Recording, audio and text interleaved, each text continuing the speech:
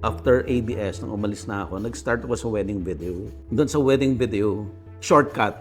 For me, shortcut para makapunta ako sa video production, corporate videos. The challenge is, kung nanggaling ka sa network, sanay na sanay ka doon sa paggawa ng video na perfectionist ka. So I'm not just simply content creator. But you're showing the real story. Yes. So, Unedited yun, ha? Yeah. Agribusiness is inspired by Agri7.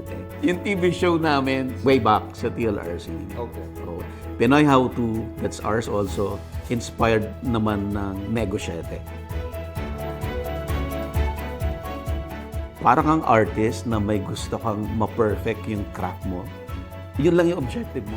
Hindi mo siya tinitignan sa time. Tinitignan mo doon sa, pag natapos mo yung work mo, makakaya ka, ansaya ko doon sa output mo. Ladies and gentlemen, let's welcome Buddy Gansina of Agribusiness.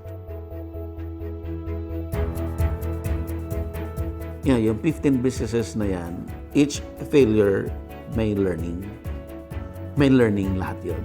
Huwag kang mag-give up.